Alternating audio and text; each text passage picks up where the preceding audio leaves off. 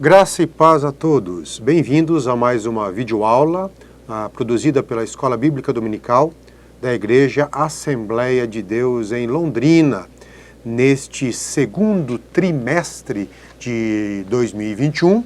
Estamos estudando os dons espirituais e ministeriais, servindo a Deus e aos homens com poder extraordinário. Hoje, nós falaremos da lição de número 8, que é o Ministério do Evangelista. O textuário diz assim: mas tu, sê sóbrio em tudo, sofre as aflições, faze a obra de um evangelista, cumpre o teu ministério. Segunda carta de Paulo a Timóteo, capítulo 4, versículo 5. A verdade prática nos diz: o evangelista proclama o pleno evangelho de Cristo com ousadia, é um arauto de Deus no mundo. O texto bíblico para leitura em classe está em Atos, no capítulo 8, dos versículos 26 a 35, e também a carta de Paulo aos Efésios, no capítulo 4 e versículo 11. Querido, como já foi dito, os ouvintes aí, nós estamos estudando sobre os dons ministeriais. Paulo, no capítulo 4 de Efésios, ele está falando do papel da igreja. A igreja, diante de tudo aquilo que Cristo fez no Calvário, diante da obra de Cristo, do poder de Cristo, do plano eterno de Deus revelado em Cristo, agora ela precisa andar de modo digno, com a vocação que ela foi chamada. Esse modo digno é andar em unidade, é preservar a unidade em espírito, né? E para este propósito, ele diz que Cristo desceu, Cristo sofreu, né, veio à terra, desceu até as partes mais baixas da terra, ali sofreu, padeceu entre nós, morreu, ressuscitou, foi assunto aos céus, está à destra do Pai reinando em glória, e este Cristo, que é o cabeça da igreja, ele nos deu dons, ele nos deu dádivas à igreja de Cristo, visando alguns objetivos. Qual é os objetivos desses dons? Ele diz lá no capítulo 4, versículo 11 de Efésios, que ele vistas ao aperfeiçoamento dos santos. Então, primeiramente, temos uma identidade. Somos santos, separados de Deus, filhos de Deus, chamados para a glória de Deus. Estes santos separados, eles necessitam ser aperfeiçoados no nosso dia a dia, nossa caminhada. Isso envolve crescimento e desenvolvimento. Para quê? Para a nossa missão, para o desempenho do seu serviço, para o desempenho do nosso chamado aqui na terra, como sacerdotes e como profetas, como geração eleita. E também o propósito da edificação, a construção, o crescimento, o desenvolvimento do corpo de Cristo. Ou seja, o que Paulo está dizendo que a vida cristã é uma vida em comunidade. O individualismo, a vida isolada, a vida separada do corpo de Cristo, separada de uma comunidade, da comunidade de Cristo, não faz parte do Evangelho. O individualismo não faz parte da mensagem bíblica, da mensagem salvífica de Jesus. Embora tão proclamado e tão defendido nos nossos dias, o individualismo, em termos bíblicos, é uma marca do pecado. É a marca, é a identidade da natureza adâmica, cada um vivendo para si mesmo. Aqueles que foram chamados por Cristo, que foram salvos por Cristo, o seu chamado é para viver em comunidade, para juntos crescerem, para juntos desenvolverem. Ou seja, a marca do Evangelho, a marca da Igreja de Cristo é a unidade dentro da diversidade. Tanto é que Paulo usa como analogia da igreja o corpo, dizendo que a igreja é o corpo de Cristo. E lá em 1 Coríntios 12, nos versículos 18 a 20, diz assim: mas Deus dispôs os membros, colocando cada um deles no corpo, como lhe aprouve. Se todos, porém, fossem um só membro, onde estaria o corpo? O certo é que há muitos membros, mas um só corpo. Embora sejamos diferentes, embora tenhamos vivências diferentes, nós somos chamados um só corpo, com diversos membros, com diversas funções, com diversas aptidões, com diversos ministérios, mas cada um cooperando para o bem do corpo de Cristo, para o crescimento da igreja. As pessoas dentro do corpo de Cristo são chamadas e dotadas para um trabalho específico, um trabalho ministerial para esse crescimento, né? Ou seja, dentro da sabedoria, dentro do propósito, Deus em Cristo vocaciona os seus filhos, vocaciona os seus servos para o serviço cristão. Ou seja, todos são salvos pela graça, são filhos de Deus, como Paulo fala lá em Romanos 8, são herdeiros em Cristo, sim, não há diferença, não há hierarquia, não há ninguém superior ou outro ao corpo de Cristo. Porém, Deus, Ele pinça, Ele seleciona, segundo a sua vontade, segundo a sua sabedoria, uns dentro do corpo de Cristo e lhes dá dons específicos para o serviço. Por isso Paulo fala, a uns deu dom para evangelista, a outros deu dom para pastores, e assim, nessa diversidade de dons, o corpo todo é abençoado, né? Lembrando que quando falamos de ministério, falamos do desenvolvimento de serviço. Os dons listados aqui em Efésios capítulo 4, versículo 11, tratam especificamente dos dons da palavra. Há outras passagens diversas, como nós temos lá em Coríntios 12, que tratam de outros tipos de dons. Mas estes aqui, Paulo enfatiza e traz dentro desse contexto da carta aos Efésios, no capítulo 4, ele enfatiza como primordiais para o crescimento, para a proteção, para o desenvolvimento da igreja, né? Ele diz que esses dons para o aperfeiçoamento são para proteger a igreja e para que ela cresça e não sejam os membros da igreja, né, ali os crentes, não sejam como meninos imaturos levados por qualquer vento de doutrina. Então nós temos que nesses dons ministeriais, que prioritariamente dons de fala, de instrução, dons de ensinamento e de pregação do evangelho, eles são essenciais para que a igreja cresça de forma sustentável e se fortaleça. E dentro desses dons, temos o que a lição de hoje trata, que é o dom do evangelista, o mensageiro do evangelho, o arauto do evangelho, e também como um defensor do evangelho, um guardião deste evangelho de Cristo, né?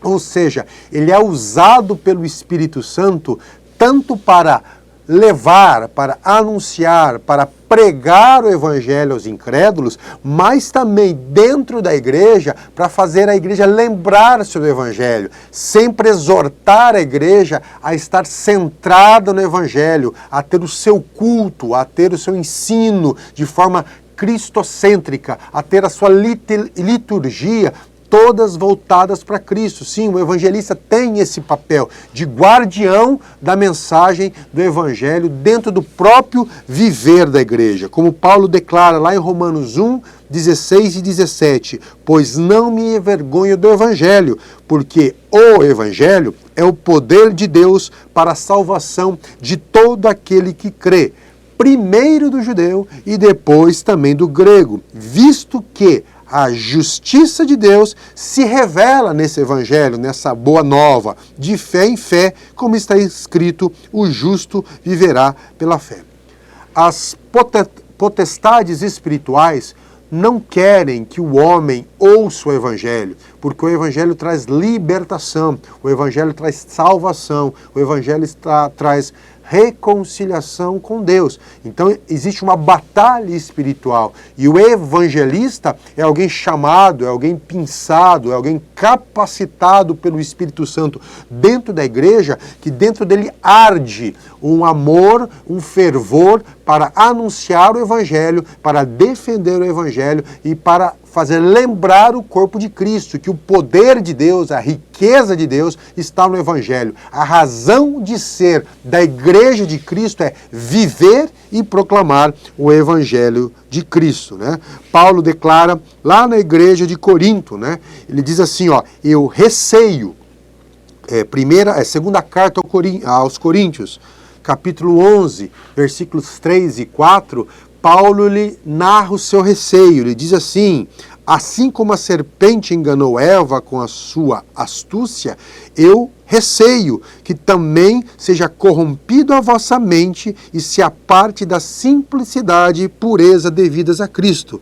Se na verdade, vindo alguém, prega outro Jesus que não temos pregado, ou se aceitais espírito diferentes do que tendes recebido, ou evangelho diferente do que tendes abraçado, esse de boa mente o tolerais. O que Paulo está dizendo?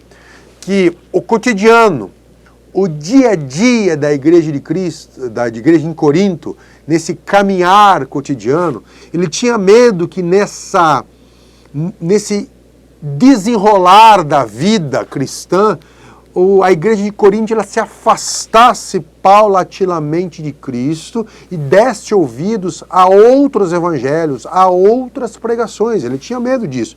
Por isso, o papel do evangelista dentro da igreja também é isso. Não permitir que a igreja ouça outro evangelho ou que aceite um outro evangelho, senão de nosso Senhor Jesus Cristo. Como ele diz lá na carta aos Gálatas, no capítulo 1, 6 e 9, ele exorta a igreja dizendo, admira-me que estejais passando tão depressa daquele que vos chamou na graça de Cristo para um outro evangelho, o qual não é outro senão que alguns vos perturbam e querem perverter o evangelho de Cristo. Esse é o risco da igreja. Um risco constante da igreja se envolver com outros movimentos, da igreja se envolver com outras doutrinas, e com o tempo vai passando, essa comunidade ela vai se afastando até estar totalmente contaminada ou corrompida em relação ao evangelho de Cristo. Então o papel do evangelista é esse. É externo, anunciando o evangelho aos incrédulos, mas também interno, para que a igreja seja cada vez mais lembrada e fortificada e que no evangelho, e não permitindo que a igreja se afaste desse evangelho. Então temos a dupla função da igreja, né? É um grande problema que vivemos nos últimos dias aqui no corpo de Cristo. Igrejas que se afastam do evangelho, algumas se tornam secularizadas, outras adeptas a um misticismo demoníaco, outras se voltam a práticas do Antigo Testamento, práticas judaicas que já se tornaram obsoletas pela morte e ressurreição de Jesus Cristo, né? Outra se enche de heresias e modismos, vem uma doutrina aqui, vem uma doutrina acolá, vem toda espécie de movimento, de vento de doutrina, e essas pessoas, por se afastarem do Evangelho, por não se fortalecerem no Evangelho, por essa comunidade, por não permitir o desempenho do dom ministerial do evangelista dentro da igreja, acaba aos pouquinhos se afastando e se corrompendo. É um perigo para os últimos dias, sim. Na segunda carta de Paulo a Timóteo, no capítulo 4, dos versículos 3, diz que haverá um tempo em que não suportarão a sã doutrina. Pelo contrário, cercar-se-ão de mestres segundo as suas próprias cobiças, como sentindo coceira nos ouvidos. Se recusarão a dar ouvidos à verdade, entregando-se às fábulas. Então, é muito importante o desenvolvimento do ministério do evangelista dentro do corpo de Cristo. Para ver um evangelista, primeiro temos que ter o evangelho. Para ver o mensageiro, temos que ter uma notícia, uma boa notícia. Para termos o mensageiro, é necessário primeiro que haja uma mensagem.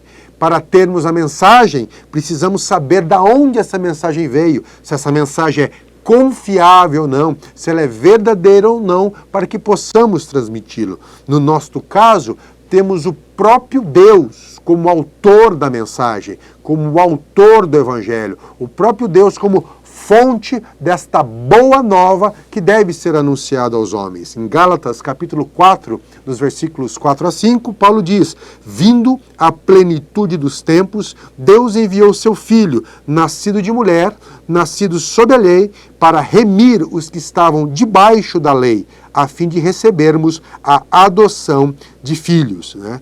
Então, o que Paulo está dizendo que é o próprio Deus, a fonte desse evangelho, que envia o seu Filho ao mundo, o Verbo se fez carne, o Verbo habita entre nós, ele foi visto pelos seus discípulos, viram a sua obra, as suas palavras e transmitem a sua doutrina às gerações posteriores. Então isso é a fonte de Deus. E o próprio Cristo que comissiona os seus seguidores a anunciar o seu evangelho, né? Nós temos aí o primeiro tópico da lição, que Jesus Cristo, como nosso supremo evangelista, ele envia os 70, porque o próprio Cristo foi o primeiro e supremo evangelista. Marcos, no capítulo 1, 14 e 15, diz assim: e depois que João foi entregue à prisão, veio Jesus para a Galileia, pregando o evangelho do reino de Deus, dizendo: o tempo está cumprido, o reino está próximo, o reino de Deus está próximo.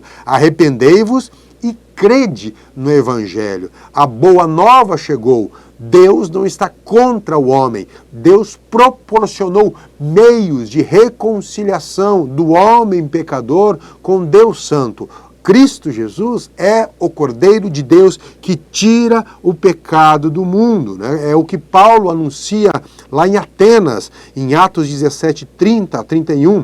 Ora, não levou Deus em conta os tempos da ignorância. Agora, porém, notifica aos homens que todos, em toda parte se arrependam, porquanto estabeleceu um dia em que há de julgar o mundo com justiça, por meio de um varão que destinou e acreditou diante de todos, ressuscitando-o dentre os mortos. Esse é o Evangelho, esta é a boa notícia.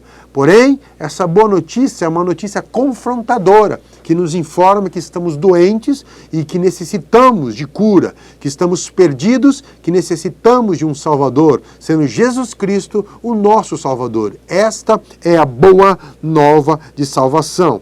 E em Lucas 10, 11, temos o próprio Cristo comissionando os seus discípulos a irem de dois em dois, anunciando este Evangelho, o Evangelho de Deus a todo tempo. Mas também Cristo nos faz uma advertência que é válida para os nossos dias. Em Lucas 10, capítulo 2, ele diz assim, grande é a seara e poucos são os ceifeiros. Rogai, pois, ao Senhor da seara que envie ceifeiros para a sua seara. Por que os evangelistas são poucos? Porque o evangelista envolve maturidade. Ele precisa crescer na graça e no conhecimento para anunciar o evangelho com poder e autoridade. Exige comprometimento, exige discernimento, exige amor, paixão pelas almas perdidas. Envolve muitas vezes no ministério do evangelista abrir mão de sonhos, abrir mão de projetos pessoais, abrir mão de qualquer expectativa de lucro. Não, ele vai sair desse sistema econômico do mundo e se dedicar de corpo e alma ao evangelho, não se importando o seu ganho pessoal, não se importando a sua aceitação social, mas sim ele se importa em levar a boa nova do evangelho. São poucos os obreiros porque significa muitas vezes entregar o fruto do seu trabalho a outrem. Sim, o evangelista chega, ele abre um ponto de culto, anuncia o evangelho a um lugar onde o evangelho não tinha chegado, ali ele arrebanha as pessoas, o Espírito Santo através dele proporciona conversão. Em seguida, ele entrega o fruto do seu trabalho a outro que vai cuidar, fazer o pastoreio e segue adiante, levando o evangelho a outro lugar, né? Como Paulo sempre fazia, ele caminhava de cidade em cidade anunciando o evangelho, instalava ali uma igreja, treinava o obreiro local e seguia em diante como missionário, como um verdadeiro evangelista, levando o evangelho aonde quer que ele passasse. Sim, envolve um desejo, envolve uma motivação em servir ao corpo de Cristo, em servir as pessoas através da anunciação desse evangelho de Cristo. Precisa ter a convicção de que todos e toda alma é preciosa aos olhos de Cristo. Este é o que motiva o evangelista. Se ele tiver qualquer outro entendimento de que alguns valem, outros não, de que alguns são simplesmente determinados à salvação e outros não, ele vai perder o motivo, ele não vai saber amar as pessoas dessa forma, ou considerar que cada ser humano está ali recebendo a graça salvadora ou tem o potencial de ser alcançado pelo Evangelho de Cristo. Sim, essa compaixão, esse amor pela alma é o que caracteriza um verdadeiro evangelista, uma verdadeira pessoa que foi chamada pelo Evangelho. Ele não pode ter medo da rejeição e da ridicularização, né? Ele não pode ter o desejo de aceitação social. Qualquer desejo disso compromete o seu ministério, né? Vemos na nossa época pessoas que começam bem o seu ministério, pregações centradas em Cristo, ele exerce o papel de evangelista, mas depois cresce a preocupação pela aceitação social, para que a sua mensagem continue sendo ouvida pelas multidões. Ele começa a ficar em cima do muro em certas questões morais, ele começa aí a tentar mudar o evangelho para que ele se torne mais palatável ao seu grande público, aos seus grandes seguidores, e aos pouquinhos fica totalmente distorcida e corrompida a sua mensagem, né? Porque a palavra do evangelista é uma palavra de confrontação, porque o evangelho envolve anunciar que todos pecaram, são pecadores, miseráveis diante de Deus e que estão condenados diante de Deus. Porém, também envolve anunciar que a salvação foi proporcionada gratuitamente pela fé em Cristo Jesus, né?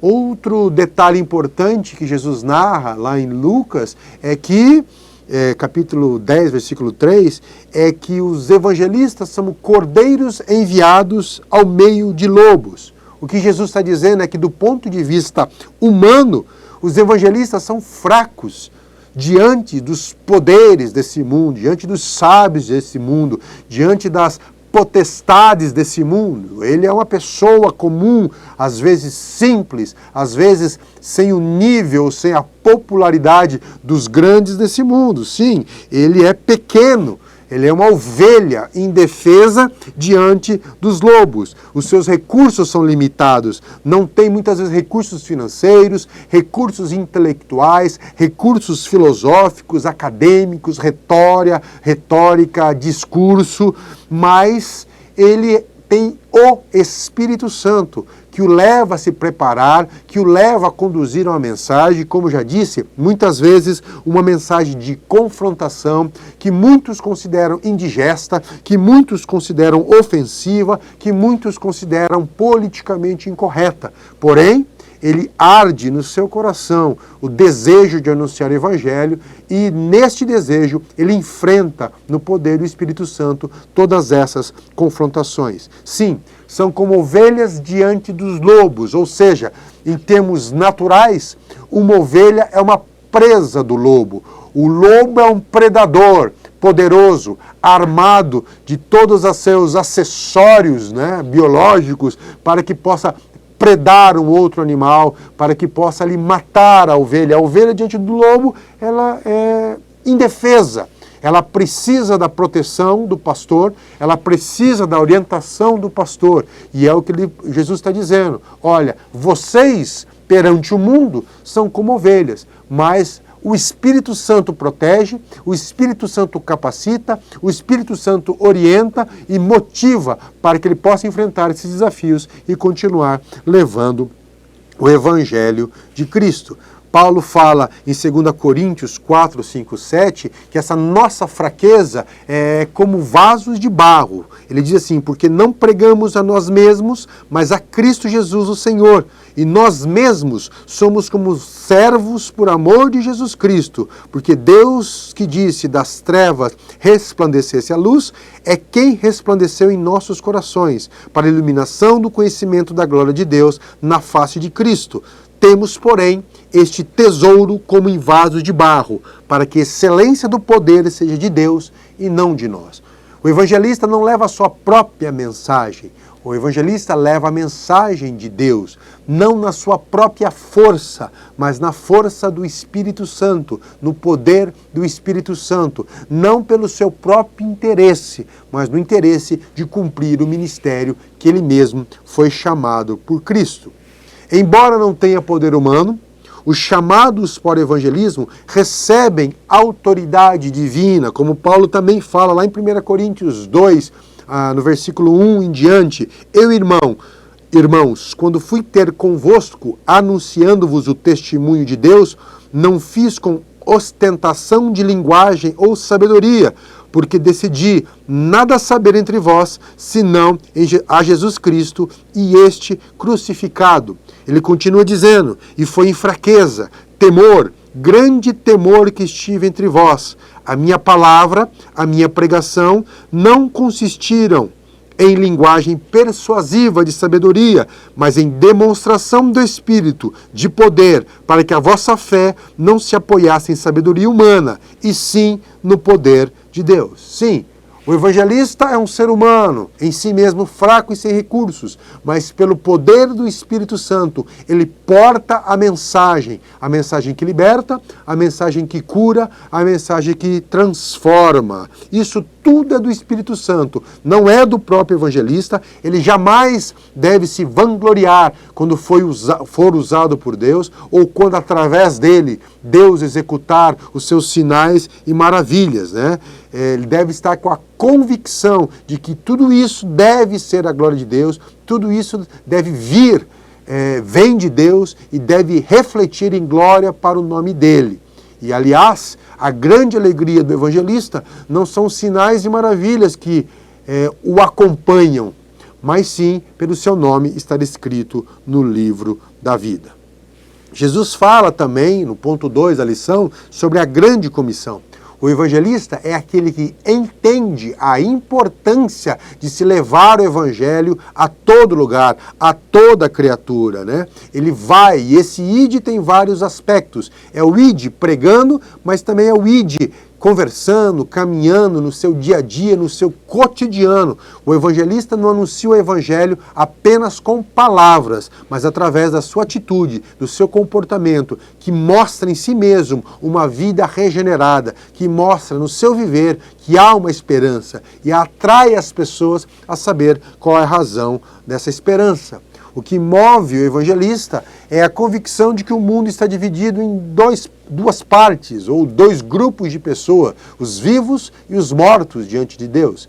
Aqueles que estão salvos e aqueles que estão perdidos. Aqueles alcançados pelo evangelho e aqueles ainda não alcançados. E ele luta para que o grupo dos não alcançados diminua. Cada vez mais pessoas em todo lugar vem ouvir a palavra de Deus. E a grande comissão é válida hoje. Embora vivamos, e principalmente no ambiente europeu, né? O ambiente europeu hoje seja considerado pós-cristão, mas o trabalho do evangelista continua em outros continentes, como na Ásia, como na África, como no Oriente Médio, na própria China. O evangelho tem crescido através de pessoas chamadas ao evangelismo, pessoas chamadas a anunciar o evangelho de Cristo. E devemos cuidar para que aquilo que aconteceu na Europa não venha acontecer também aqui no Brasil ou na própria América, em que se dê ouvidos a outras doutrinas, se afaste do Evangelho e que venha daí a se tornar uma igreja enfraquecida, nominal e totalmente corrompida diante da sociedade e também diante de Deus. Este, como já disse lá no começo, também é o papel do evangelista.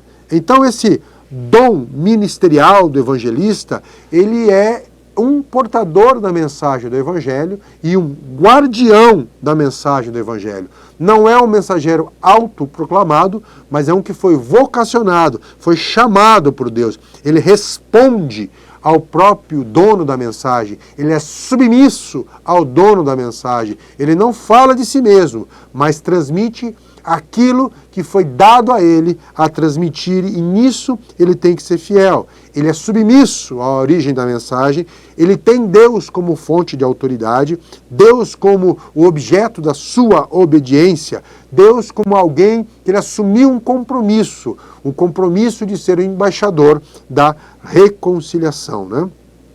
1 Coríntios 9,16, Paulo dá um vislumbre das motivações do evangelista. Se anuncio o evangelho, não tenho nada de me gloriar, pois sobre mim pesa esta obrigação, porque ai de mim se não pregar o evangelho. Atos 20, 24, o próprio Paulo diz: em nada tenho a minha vida por preciosa, contanto que complete a minha carreira e o ministério que eu recebi do Senhor Jesus Cristo para testemunhar o evangelho da graça. Ou seja, o ministério do evangelista não é um mero cargo eclesiástico, não é um degrau entre o presbítero e o pastor, como muitas vezes é considerado por alguns aspirantes ao ministério. O evangelista fica ali, fica algum tempo como evangelista, depois suba ao pastor. Não, isso não é o ministério do evangelista. É aquele que é chamado, ele defende o evangelho. Talvez não tenha função muitas vezes. Talvez seja um diácono, seja um cooperador, seja um próprio pastor, seja talvez uma pessoa ali da igreja que ainda não teve o seu cargo ministerial reconhecido, mas mesmo assim dentro dele arde a chama pelo evangelho. E mesmo sem ter o cargo, ele exerce o ministério de evangelista, dentro e fora do corpo de Cristo. Há verdadeiros evangelistas, homens e mulheres, que não têm qualquer título, que não têm qualquer reconhecimento, mas seu trabalho, seus frutos mostram a vocação recebida por Deus. O ideal é, quando a comunidade recebe, reconhece esse evangelista, reconhece o trabalho que ele é executado, mas isso não é primordial. O primordial é que ele seja chamado por Deus e através do seu trabalho o evangelho de Cristo seja anunciado.